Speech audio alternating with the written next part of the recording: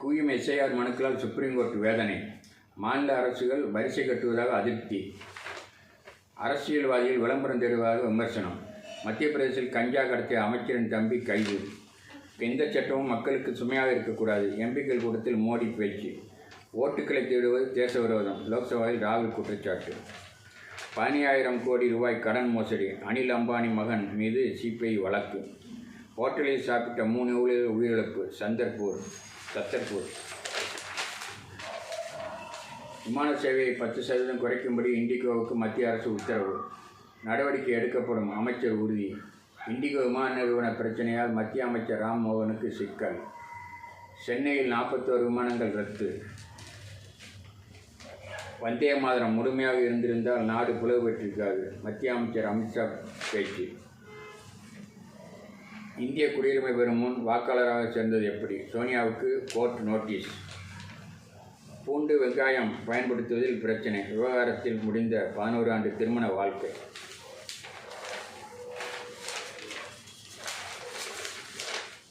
இந்து சமுதாயத்தை உணர்வுள்ள சமுதாயமாக மாற்றியுள்ளோம். சென்னையில் RSS தலைவர் மோகன் பகவத் பேச்சு. போதையில் பஞ்சாபாக மாறும் தமிழகத்தை எச்சரிக்கும் வைகோ. அரசியலமைப்பு கடமையின் உறுதிமொழியை ஸ்டாலின் மறந்துவிட்டார். அண்ணாமலை. பெண் ஊழியர்களுக்கு மாதவிடாய் விடுமுறை. கர்நாடக அரசு உத்தரவுக்கு ஹைகோர்ட் தடை. லோக்சபாவில் ராஜா பேச்சு. இந்து முன்னணி கண்டனம். உரிமைகளை பாதுகாக்க உறுதியேற்போம் ஸ்டாலின். புதுச்சேரியில் என்ஆர் காங்கிரஸ் கூட்டணிக்கு விஜய் பச்சைக்கொடி. ஈரோட்டில் வரும் 18 விஜய் கூட்டம். அனுமதி கோரி தவேக மனு.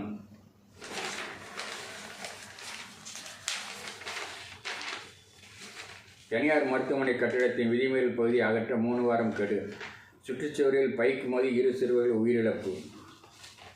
Bharat Benz B B B 1924 intercity bus 53 சொகுசா பயணிக்கலாம்.